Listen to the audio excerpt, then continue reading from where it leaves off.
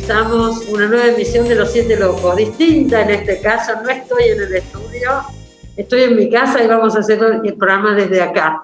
En estos tiempos todo cambia todas las semanas, supongo que para la semana que viene ya volveremos al estudio, pero yo no quería dejar de recordar que hace unos días se cumplieron 10 años de la muerte de Ernesto Sábato, y a mí me impresiona bastante un autor como Sábato, que fue tan importante en su momento, una figura clave durante tantos años en la cultura argentina, y se lo recuerda poco ahora. Sin embargo, salieron unas cuantas notas por este aniversario.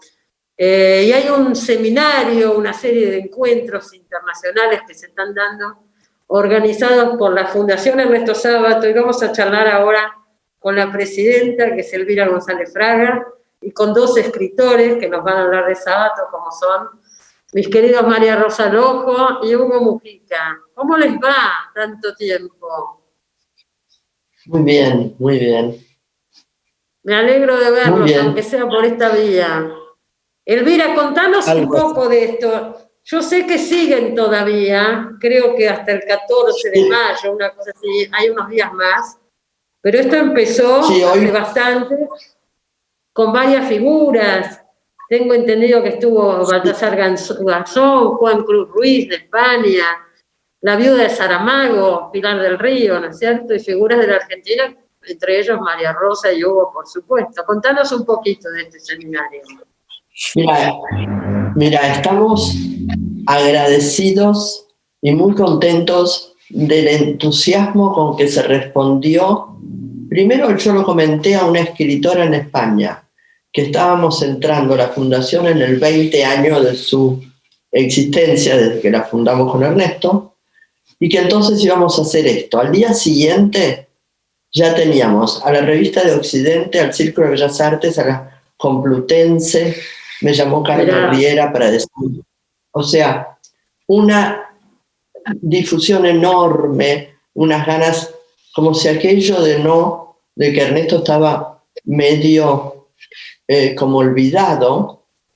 Acá el primer día me llamó Osvaldo Quiroga, tuvimos una larga conversación y todos me hablaban de la influencia de los libros de Ernesto en su época.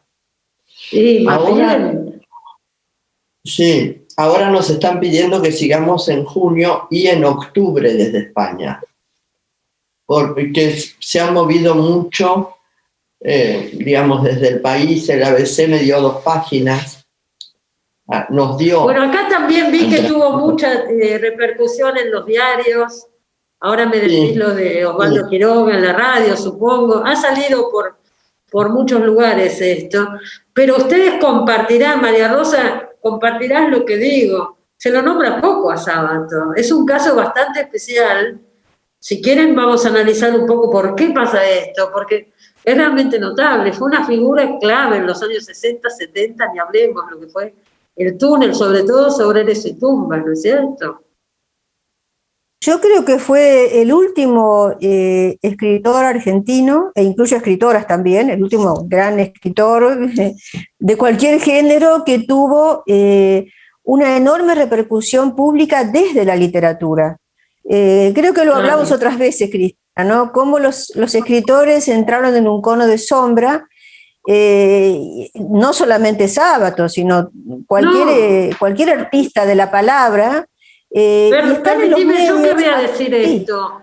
El rol público que tenía no solo Sábato, sino los escritores, un grupo grande de escritores en los años 60 o 70, hoy no lo tiene ningún escritor, lamentablemente. Es un lugar que se ha perdido, daría para hablar mucho por qué, ¿no? Pero es así. Sí, yo creo que podemos partir de eso, ¿no? De que ese rol social desapareció, porque se los escuchaba a los escritores sin necesidad de que fueran comentaristas políticos, analistas de la coyuntura o que fueran militantes de cualquier causa. Se los escuchaba porque escribían y se consideraba que tenían algo importante para decir a la sociedad, que la literatura era importante. Sus libros se vendían muchísimo. Las tiradas de Sábato muchísimo. Muy grandes. Sí, muchísimo. Sí.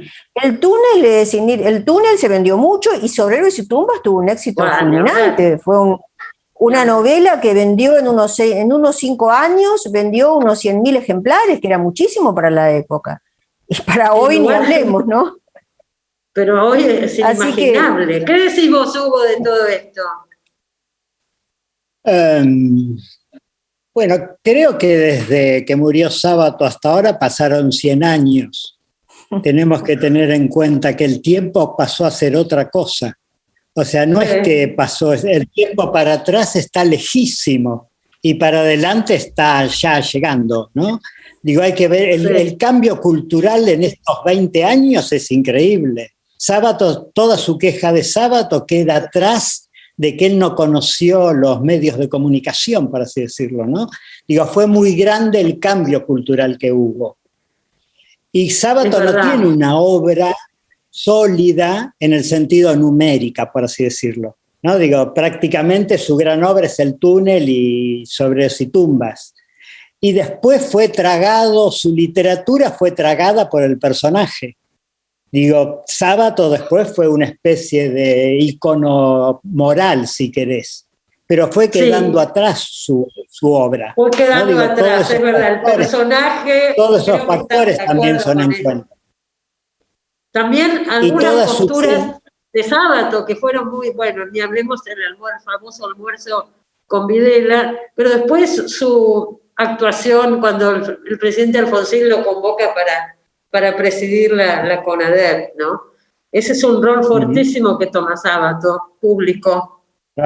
Capaz que todo eso también tapó la obra, fue más un personaje que una obra. Desde otro lado a Borges también le pasó algo parecido.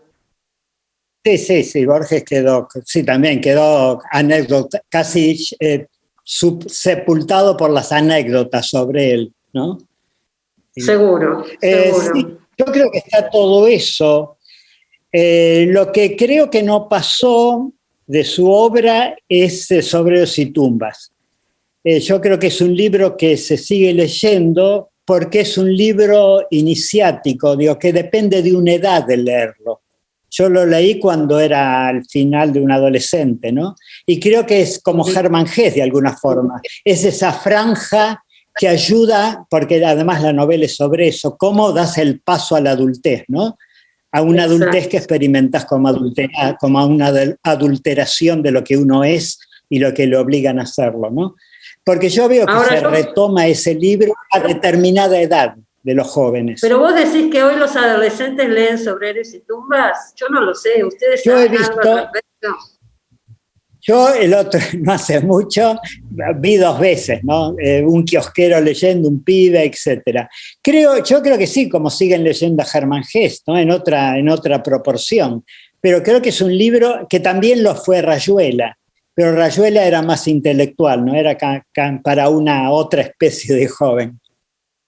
Pero también fue un libro que tuvo una difusión impresionante, ¿no? Si recordábamos las cifras de venta que recién decía María Rosa, impresionante. ¿Vos querías decir algo, Elvira, o me pareció a mí? A mí me sorprendió muchísimo cuando fui a dar una conferencia en Bogotá, lo que los alumnos, hace poco, ahora 5 años, cómo los alumnos leían a Ernesto. Y esto también pasa en España. Es como si... Más que acá. Más que acá, por ahí. Más que acá. Claro, más que acá. ¿Entendés? O sea, cuando Rodríguez de la Fuente, el que está ahí en la revista de Occidente, me dijo hoy que quería 2 más para junio y además en octubre, yo le dije, ¿te parece, Fernando? Me dijo, acá se lo lee muchísimo. Como algo pasa en la Argentina. Acá hubo una especie de exceso. Acá hubo una especie de exceso. Yo me acuerdo lo que fue la ovación, que Carmen Riera el otro día la recordaba, ¿no? Lo que fue la ovación en el Círculo de Rosario. De eso iba a hablar yo justamente. Yo estuve ahí ese día, y el que estuvo ahí no se olvida nunca más, porque fue una cosa impresionante. Esto fue en el año 2004. ¿Estabas, María Rosa, vos ahí? No. Fue en el Congreso de la Lengua, en Rosario. En el cierre del Congreso estaba el Teatro del Círculo repleto, entró Sábato y el teatro entero se puso de pie y empezó a aplaudir, y fue una cosa, qué sé yo, no sé, emocionaba a cualquiera, Sí. porque además nos poníamos a pensar que era un escritor que provocaba eso. Estoy de acuerdo con Elvira, el que vio eso no se lo olvida más. Yo creo que fue la última vez que lo vi a Sábato, esto fue en 2004, ya estaba muy viejito, se lo veía, qué sé yo. Yo me acuerdo que ese Cansado. día, cuando estaba en el escenario con él, era tanto lo que lo ovacionaban que Ernesto, que tenía 90 y algo, yo pensé, ahora se cae. Me di vuelta Claro, y le hice claro. señas a Saramago para que se pusiera del otro lado, porque era Saramago, que muy estaba ahí fuerte eso. también, sí. Estaba ahí también, sí. Yo creo que hay Era que muy distinguir amigo estaban de entre... Saramago, ¿no es cierto? Se habían hecho muy amigos. Bueno, La prueba nosotros está que Pilar vivimos del en Río, su mujer, Saramago. está en este seminario que organizaste, sí. A veces se va un poquito la voz, pero bueno, tenemos que acostumbrarnos a trabajar también con estos sistemas, el Zoom. Si esto fuera todo en la mesa, que de los 7 locos en el estudio, sería mucho más sencillo, pero es lo que tenemos en este momento, señores. Hugo, ¿vos estuviste en el Congreso de la Lengua ahí en el cierre? No, tampoco. No estaba, pero vos ibas a Yo decir me algo. considero contenta de haber visto eso, porque fue una cosa muy impresionante de ver. ¿Qué decías? No, es verdad lo que decían antes de lo que ahora es un escritor. O sea, creo que Sábato más bien tenía la imagen como de un intelectual escritor, ¿no? Era la época también de los franceses. Del intelectual, claro. El intelectual que compromete, el engagement, el intelectual comprometido, etcétera, ¿no? Sartreano, Digo, la figura sartreana. ese mundo es el que desapareció, ¿no? Y también que desapareció y es cuestionado, ¿no? Ese mundo, como diría Ernesto, de las grandes mayúsculas. Claro. O sea, ahora somos más críticos, ¿no? Digo, estuvieron los 70, los 60 por de entremedio, que fue un poco empezar a exigir que detrás de esas mayúsculas haya algo, ¿no? En ese momento todavía se seguían manejando esos grandes discursos. Exactamente. ¿Querés decir algo, María Rosa? Yo creo que habría que distinguir planos y registros de lectura y espacios. Me parece que Sábato fue, en cierto modo, excluido de cierto canon académico argentino dominante. Y no es así en otros lugares del mundo, realmente no es así. Es lo que decía. Eso lo he comprobado yo muchas veces. O México o España, No, es que no lo es, se siguen produciendo libros, se siguen produciendo tesis, sigue habiendo estudios sobre Sábato en generaciones más nuevas. Y en la Argentina, por otro lado, más allá de ciertos circuitos académicos, Sábato también es un autor leído. Es un autor que sigue vendiendo libros, no es que nadie lo lea. El túnel es una obra que tiene impacto siempre entre los adolescentes, lo sé por mis propios hijos, yo tengo 3 hijos, 2 de ellos han sido bastante lectores, el mayor y la hija del medio, y los 2 leyeron El túnel y recibieron un gran impacto con esa obra, que es una gran novela breve. Yo la comparo siempre con Lolita de Nabokov, porque son 2 libros muy incorrectos desde el punto de vista de que el héroe es un criminal. Pero no es por supuesto que avalen al criminal, no, son obras que con gran maestría se meten adentro de ese criminal y nos hablan sobre la naturaleza del mal, de la pasión, de la impotencia de concretar el amor, de la imposibilidad del amor. Son grandes libros. Y Sobre Héroes y Tumbas fue una novela, es una novela, yo la sigo considerando una novela muy importante, un clásico de las letras hispanoamericanas y de las letras en lengua castellana. Así lo consideran en otros lugares. Me acuerdo, no hace tanto, una conversación amable entre 2 grandes escritores, uno intelectual, académico, y otro que es escritor de ficción y académico también, 2 gallegos, Darío Villanueva y Víctor Freijanes, que es actualmente el presidente de la Real Academia Gallega. Y los 2, que desde su lado, decían, hablaban de Sobre Héroes y Tumbas y de la Legión de Lavalle como uno de los más conmovedores textos épicos que ha dado la novelística latinoamericana. Y es verdad, la Legión de Lavalle está inserta en la novela con una habilidad y una oportunidad y un ritmo que son extraordinarios. Sobreros y tumbas es un palimpsesto y un rompecabezas que está diseñado verdaderamente con un arte notable y que combina muchos planos, el plano de lo coloquial, lo popular, la inmigración, la visión del intelectual a través de Bruno Bazán, la discusión sobre lo nacional desde lo ensayístico, la cuestión de las dicotomías argentinas y latinoamericanas, civilización, barbarie, con todas sus repercusiones, reverberaciones, y el gran eje simbólico de la vista y de la ceguera, que, bueno, Sábato, desde ese eje, en sus novelas, más allá de lo que él mismo dijera en los ensayos, creo que las novelas van más allá del pensamiento, él mismo lo decía, el pensamiento que llamaba diurno de los ensayos era pobre frente a lo que el arte como lenguaje integral podía expresar, y creo que toda su novelística plantea críticamente por dónde pasa el conocimiento en nuestra sociedad, y el problema del orden del poder, del orden del saber, y de la necesidad de romper de alguna forma esos estereotipos y esos esquemas para ingresar en otro modo de conocer. Es uno de los grandes ejes de tu novela. Convengamos en que los escritores lo nombran muy poco, Sábato. Se nombra, por supuesto, a Borges, a Saer, a Puig, pero no a Sábato. Y habría que ver los argentinos, insisto, los argentinos. Estamos hablando de Argentina, ya Elvira decía sí. Lo que sucede afuera, pero acá pasa eso. No se le da un lugar, se lo ha olvidado mucho. Este aniversario, bueno, está ayudando a recordar un poco la figura de Sábato. ¿Y cuándo termina? ¿El 14? Dije bien yo, hasta el 14 hay charlas, Elvira. No, lo que iba a hacer el 14, como hubo que operarlo de urgencia a uno de los que participaba, se ha suspendido y pasa para junio.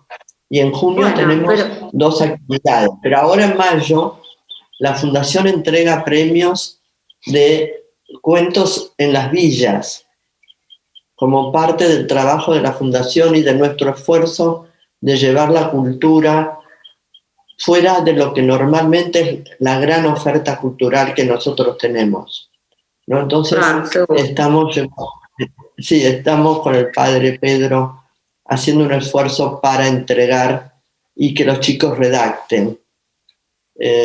La Fundación tiene un área... Ernesto tenía pasión por la Fundación. Me acuerdo que discutía con Saramago cómo se podía hacer, que también era de la Fundación, para abrir un espacio cultural a la gente que vivía en las peores situaciones. Ajá. Y en esa línea han trabajado estos años. Sí, hemos trabajado muchísimo en esas líneas y ahora entregamos en mayo también los premios. Perfecto. Y en junio siguen estas charlas por Zoom, por la web, charlas internacionales. Sí. Bueno, les agradezco haber estado acá. En este programa estuvo varias veces Ernesto Sábato y nos vamos a ir al corte con una de las entrevistas que le hicimos. Una vez lo acompañaste, Elvira, ¿te acordás? Bueno, creo que es esa la que vamos a pasar hoy. ¿Te acordás bien? Ahora lo vamos a recordar porque vamos a pasar un fragmento. Y a todos ustedes, espero verlos pronto con sus libros, sus novedades. Ya los tendremos de nuevo por acá. Gracias, Hugo, María Rosa, Elvira. Nos vemos pronto. Gracias a vos, ahí nos vamos. Hasta pronto. Al contrario. Nos vamos al corte con la nota a Ernesto. Fíjese, Ernesto, la frase que tomé de Uno y el Universo. Lo estuve leyendo esta mañana, releyendo, y encontré que usted dijo esto hace muchos años. ¿Qué se puede hacer en 80 años? Probablemente empezar a darse cuenta de cómo habría que vivir y cuáles son las 3 o 4 cosas que valen la pena. Un programa honesto requeriría 800. Después sigue hablando y dice un programa honesto requeriría 8000 años, etcétera. Esto lo escribió cuando usted tenía 34 años. Sí. Ahora ya pasó los 80. ¿Qué dice? Sí, vamos a ver si se cumple mi vaticinio o mi deseo, ¿no? No, ¿qué se puede hacer en 80 años? Realmente muy poco. Se aprende, la vida es una cosa muy complicada. Se va aprendiendo lo que deberíamos llamar sabiduría. En castellano no existe esa diferencia que hay, por ejemplo, en francés, en inglés y en italiano también. Acá se llama sabio a un hombre de laboratorio, por ejemplo. Por ejemplo, Usay era un sabio, aunque fuera en otras cosas un absoluto, no puedo emplear la palabra, sería demasiado fuerte, pero en fin. Esas personas que creen nada más que en la ciencia, todo lo demás es charlatanismo, ¿no? Eso que creen que es charlatanismo, lo que en francés se llama sagesse, sabiduría, en el sentido de sabiduría sobre la vida, la muerte, el destino, el mal, el bien, el infortunio. Eso que tiene, por ejemplo, qué sé yo, cualquier hombre de una cultura arcaica, todavía en el África, hasta hace pocos años. Yo me acuerdo cuando estuve en Dakar, en una reunión sobre el mito de pocas personas, y estaba Senghor, el famoso presidente Senghor, gran poeta en francés, porque era una colonia francesa en otro tiempo. Y me decía, para nosotros, cuando muere un anciano de tribu, el anciano que tiene la sabiduría, el anciano a quien se consulta sobre grandes problemas, la vida, la muerte, la soledad, existencia o inexistencia de Dios, la envidia, el resentimiento, los problemas del corazón humano, eternos. El corazón no cambia. Dice, para nosotros, cuando muere un anciano consejero de tribu, como para ustedes el incendio de una biblioteca. Eso es importante porque en esta civilización occidental y occidentalista nos creemos el colmo de la perfección. Mire cómo nos va. Se ha aniquilado el planeta, se lo está aniquilando, se ha aniquilado al hombre, se lo ha robotizado, todo porque prosperó el enciclopedismo, el llamado iluminismo, es decir, el cientificismo. A veces me han criticado porque yo hablo mal de la ciencia. No, yo no hablo mal de la ciencia. La ciencia tiene un valor, pero en su lugar.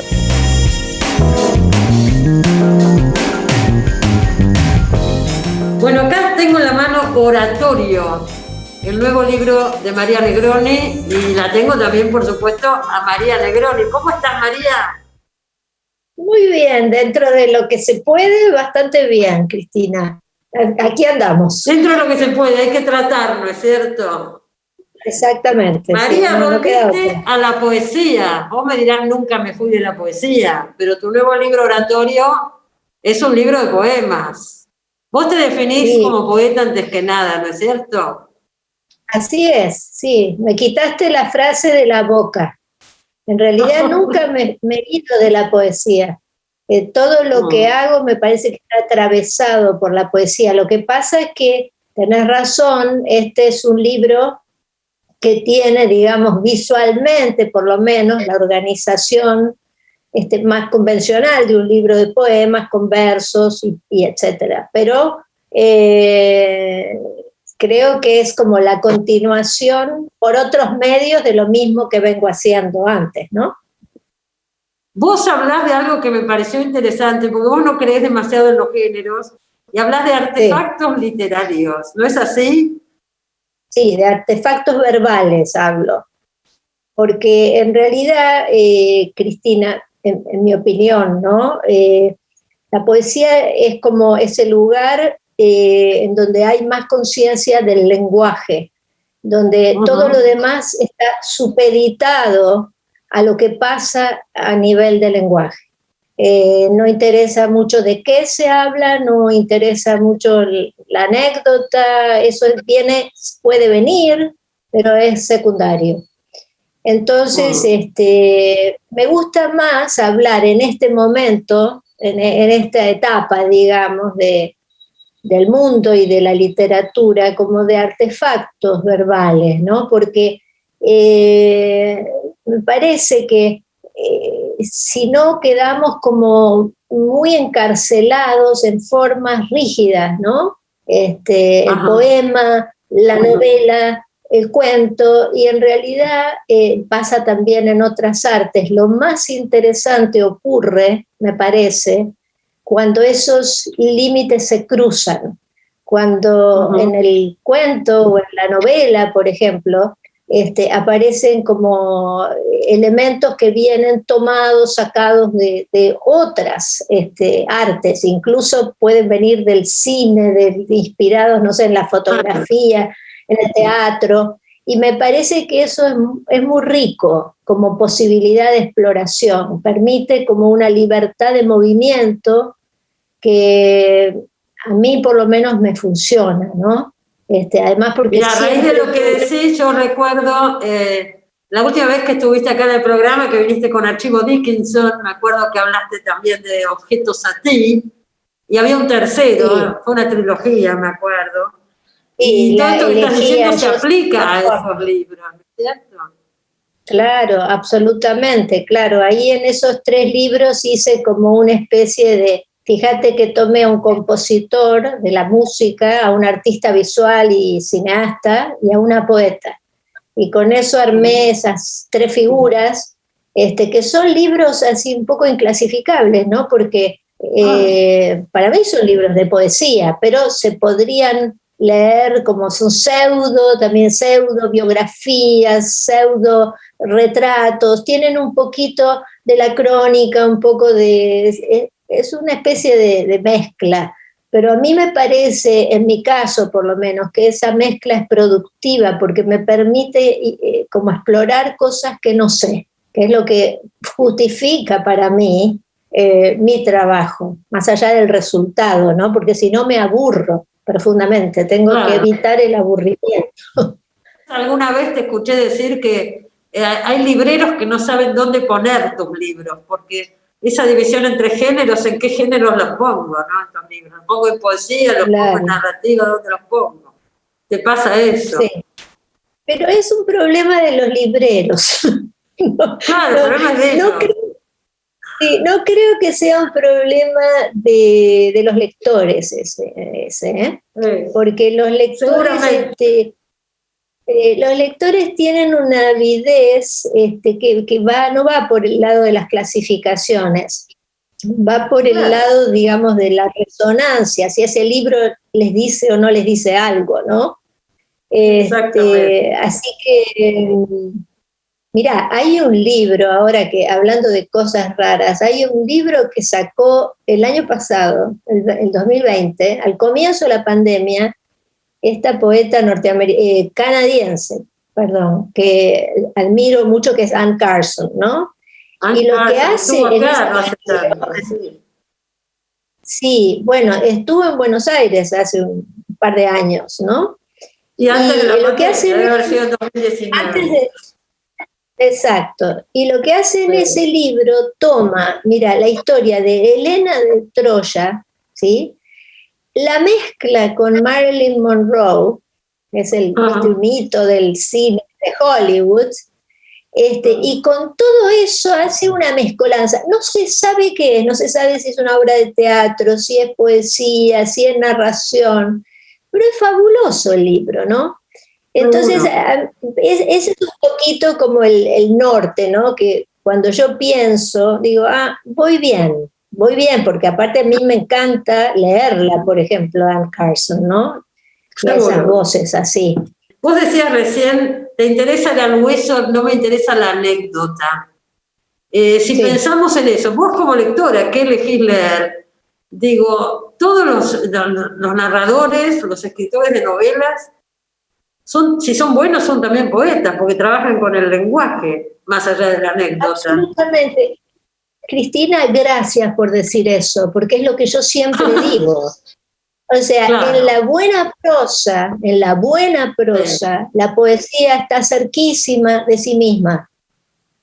Entonces, todo, como lo decía Martín Cohen el otro día en tu programa, ¿no? Cuando decía, bueno, a mí lo que me importa es el cómo. Me interesa la ventana por la que miro la realidad, no lo que está del otro lado de la ventana, me interesa la ventana. Y yo creo que es fantástica esa imagen, ¿entendés? Porque es la manera en que se dicen las cosas.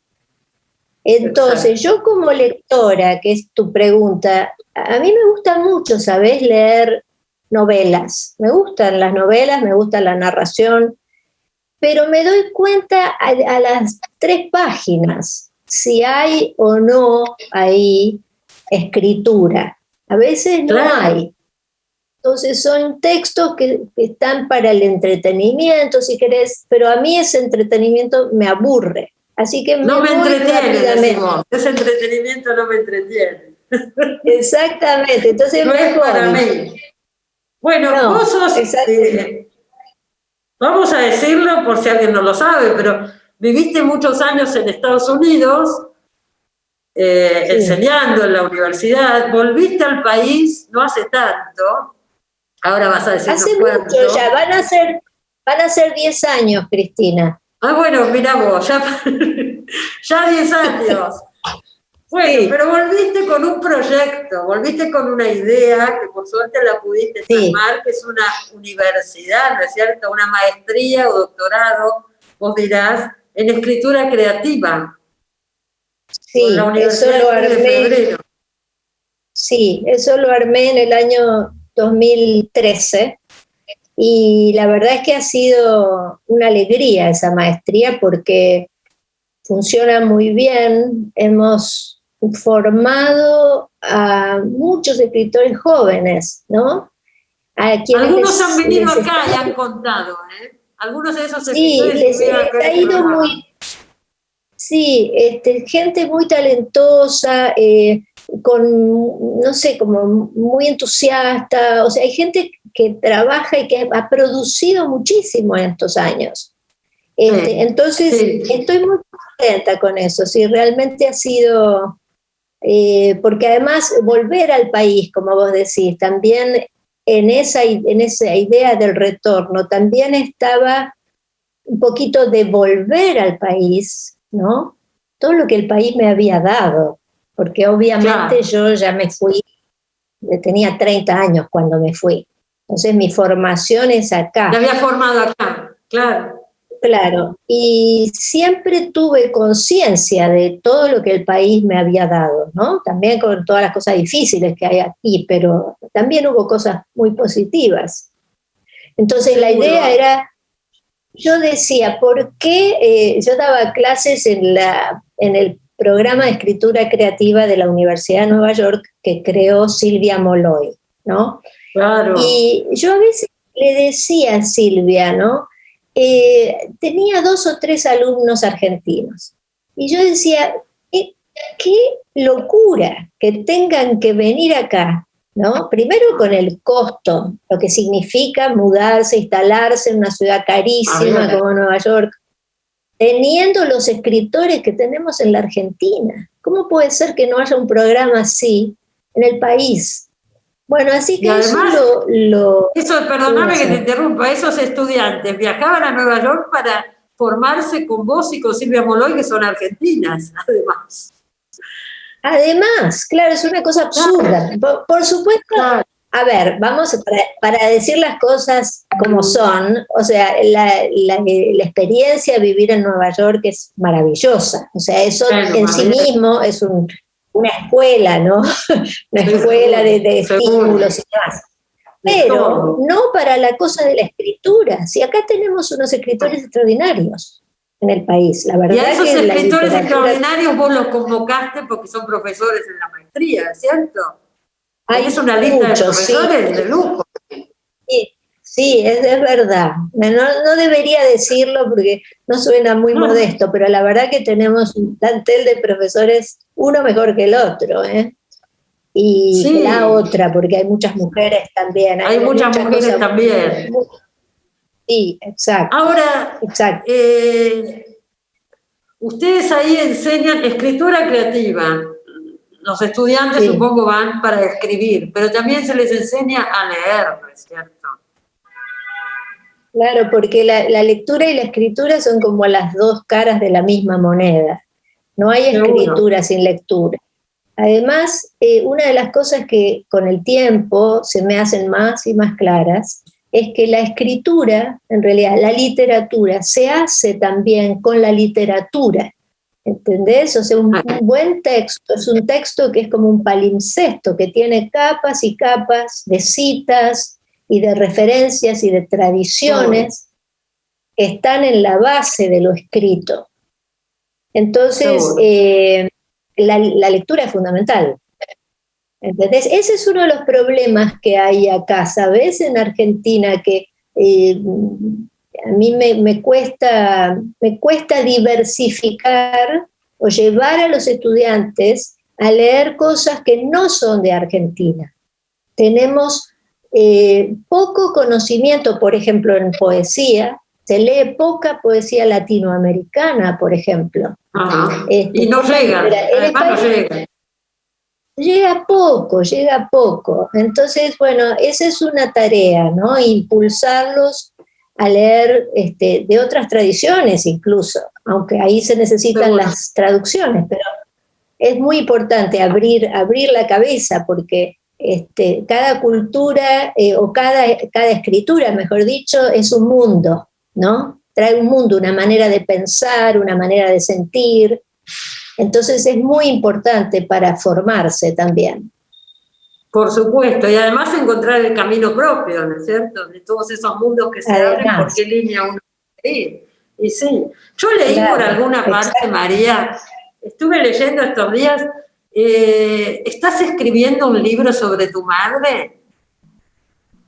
Sí, ¿cómo sabes? No sé, yo me meto, encuentro cosas. Yo recuerdo, y vos debés recordar también, que tu mamá fue compañera mía en la Alianza Francesa, estudiábamos francés. ¿Te acordás de eso? Sí, me lo había olvidado, Cristina, no tengo tu memoria, pero ahora que me lo decís... No, porque tu mamá yo la recuerdo muy bien, y bueno, ahora me enteré de que estabas haciendo el libro, y digo, recordé eso, éramos compañeras, un día, no sé en qué acto, estábamos juntas, y estaba tu mamá, y ahí nos reencontramos. Claro, sí, en realidad es un libro de duelo, ¿no? Porque mi madre murió hará unos 3 años. Y ahí 3 años, yo no me había enterado. Sí, hace más o menos 3 años. Entonces, es raro, es otro libro raro. Ese va a salir ahora por Random House, Mondadori, ¿no? O sea que va más hacia la línea de la narración, si querés. Claro. Pero es un libro también, es como una especie de, si querés, una autobiografía intelectual, una especie de, no sé, de retrato de una relación problemática, el inicio de la escritura. Fue un libro muy difícil de escribir, Cristina. ¿Cuándo va a salir el libro? En junio o julio. Ahora, bueno, ahí te tendremos de nuevo por acá. Te tendremos otra vez por acá por ese libro. Yo lo que te voy a pedir ahora, María, es que leas un poema de oratorio, porque siempre que invitamos a un poeta le pedimos que lea un poco. Bueno, cómo no, pero te quiero decir algo antes de leer, que quería mencionarte porque es una cosa muy importante que hicimos este año, y es que abrimos un diplomado para estudiantes, postulantes que no vivan en el AMBA. Entonces estamos haciendo 3 seminarios intensivos dirigidos al interior del país. Y es un proyecto muy lindo que hemos hecho junto con la Fundación Medife. Entonces, y la Universidad de 3 de Febrero, siempre. Sí, es la Universidad de 3 de Febrero y la Fundación Medife, que estamos colaborando en este proyecto que intenta, porque sabés que la maestría tiene, como ha sido presencial siempre, la limitación de que solamente podían venir estudiantes, chicas y chicos que viven en Buenos Aires o los alrededores. Y ahora lo estamos haciendo de país entero. Así que lo quería decir porque, sobre todo para agradecer a la Fundación Medife, que me parece que ha hecho una contribución con mucha visión, ¿viste? Hacia el país. Perfecto. Bueno, ahora sí. ¿Querés que lea un poema? Bueno, a ver, yo me pongo los anteojos porque tengo el libro acá. Ahí se ve. Entonces te voy siguiendo. Bueno, ok. Mira, te escuchamos, María. Pero no voy a leer el poema 1 del libro, si me das permiso. Bueno, leer que quieras. Bueno, voy a leer el poema de la página 29. Estos son todos 29 poemas sin título, ¿sí? Que están articulados y que la pregunta de este libro es una pregunta que está formulada desde una primera persona del plural, nosotros, y que pregunta un poquito, casi por las que se vuelve a la escena del jardín inicial, la pérdida, la expulsión del Edén, la vida, en fin, las preguntas grandes, ¿no? ¿Cómo no? Bueno, dice así: ¿y la felicidad existe como estatuto en algún lado? ¿Tiene el trueno 2 causas, la nieve 6? Nunca se sabe. En la palabra jardín crecen manzanas. Las manzanas buscan su sitio entre las cosas, pero una cosa nunca es una cosa, ni siquiera en la prisión gramatical. No hay más que un rey sin atributos, absorto en la tarea de ser, contemplado y no visto. Después se propagan los folios del mundo. Escarcha azul, invierno, cuerpo que está vivo. Alguien lee el diván de las aves. El jardín da seminarios de invisible.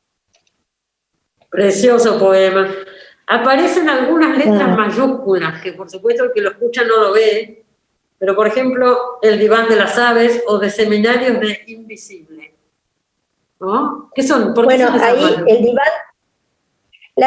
diván de las aves se refiere a ese texto sufí, que también se conoce como la Asamblea de los Pájaros o la Conferencia de las Aves. Borges escribió sobre ese texto, pero es un texto del siglo XII, maravilloso, donde hay unos pájaros que emprenden un viaje a buscar el rey, ¿sí?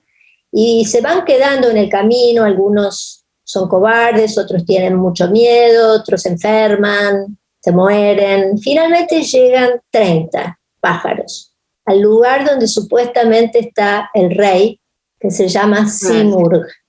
Poema. Y cuando llegan, se dan cuenta, es como una epifanía, que el Simurgh son ellos, las 30 aves que llegaron. Es un libro maravilloso, ¿no? Entonces alguien lee ese libro, entonces dice: el jardín da seminarios de invisible, como si fuera una materia, en vez de dar seminarios de ficción, de invisible, la seminario de invisible. Ahí está. Mira, yo seguiría charlando porque un tema lleva al otro y nos podemos pasar la tarde, pero me tengo que ir, así que por hoy suspendemos hasta que hablemos sobre tu mamá y ahí retomamos. Bueno, sí, me he quedado apabullada de tu memoria, te felicito. Te acordás de todo. Yo siempre digo que tengo mala memoria, pero bueno, refresco un poco antes de hacer las notas. Gracias, María. Gracias. Un beso y hasta pronto, que sigas bien, ¿eh? Hasta pronto. Chao. Bueno, nos vamos al corte. Acuérdese, Oratorio, publicó Bajo la Luna. Último libro de poemas de María Legrand. Enseguida volvemos.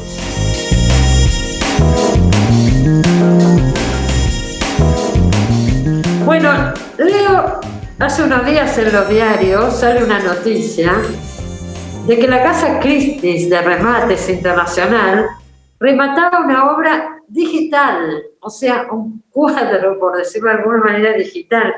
Las cifras que manejan son apabullantes. En este caso se habla de 69,3 millones de dólares por esta obra digital. O sea, una obra que está, creo yo, en la computadora. Le pedimos a Marina Boivin que esté con nosotros y nos explique un poco de qué se trata todo esto. Porque yo hola Marina, quedo totalmente anonadada cuando veo este tipo de cosas. Son cambios que están sucediendo muy grandes. ¿Podés contarnos un poquito de qué se trata? Hola Cristina, ¿cómo estás? Sí, como vos decías, Christie por primera vez en la historia remató una obra digital, puramente digital, y la hizo un artista que se llama Beeple, se presenta con este seudónimo, y lo que hizo es sumar todos los archivos que él venía compartiendo en las redes desde hace 13 años. La obra se llama Todos los días, los últimos 5.000 días, y es una especie de collage digital. Y fue curioso porque salió en la base que tenía la obra, en la subasta era $100. A los 10 minutos fue casi 70 millones. Y llegó a los 69,3 millones, como vos decías, que es una cifra impresionante. Beeple, de ser un artista desconocido, un diseñador, pasó a ocupar el 3er puesto entre los artistas vivos más cotizados, así que a lo último había en cola para pujar más de 2 millones de personas, con lo cual, bueno, fue algo impensado, ¿no? Vos hablabas un poco de esta obra digital. Lo que tiene de llamativo es que es un archivo, es decir, estamos hablando de un archivo que tiene encriptado un token no fungible, con lo cual es irrepetible, no se puede plagiar, como la diferencia con un archivo que nosotros compartimos o vemos en internet, imprimimos, es que en este caso no puede reproducirse masivamente. Eso no es bueno, posible. imagínate si alguien paga 70 millones de dólares y después se reproduce masivamente. Claro, lo quiere para él solo, pero ahí en la computadora. Claro, pero ese es un punto interesante, porque ¿cómo se va a disfrutar? Es decir, él podría prestarlo a un museo, digamos, son preguntas que se abren ante este tipo de arte, ¿no? Es verdad, él solo puede disfrutarlo, es un indio, también está vinculado a la criptoinversión, por lo tanto, habría que ver si esto no es un golpe de marketing para posicionarse, porque era un indio absolutamente desconocido, tiene base en Singapur, y desde ahí hace emprendimientos, y ahora compró esta obra de Beeple. ¿Pero la obra se puede ver o no la vimos nunca ni la veremos?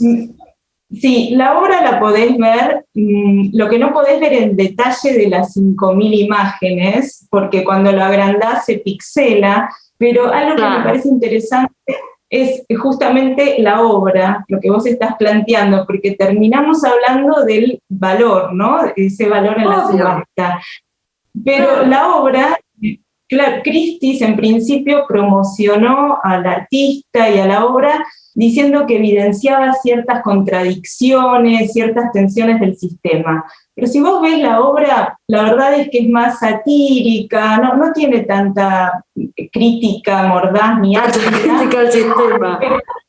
Pero sí me llamó la atención que había una de las piezas que dice qué divertido es dibujar gente negra, y otro de los dibujos decía el niño chino y nerd, el niño chino nerd y gordo y sus amigos imaginarios.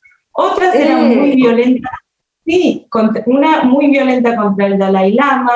Es decir, conceptualmente también hay que tener cautela, ¿no? Porque por ahora pero no mucha, ¿qué te parece?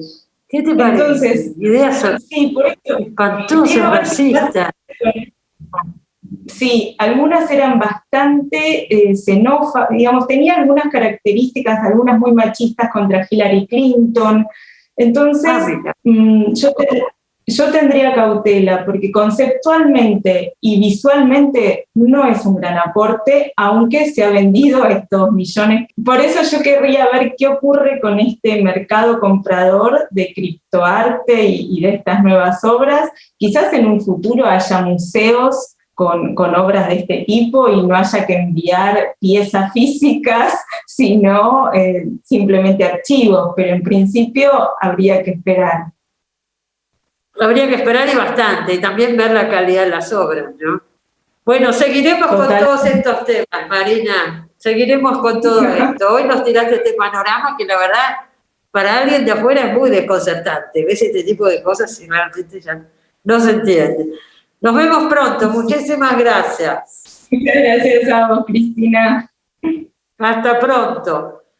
Nos despedimos, se terminó el programa. Bueno, seguramente nos veremos el sábado que viene ya desde el estudio. Buena semana para todos. Chao.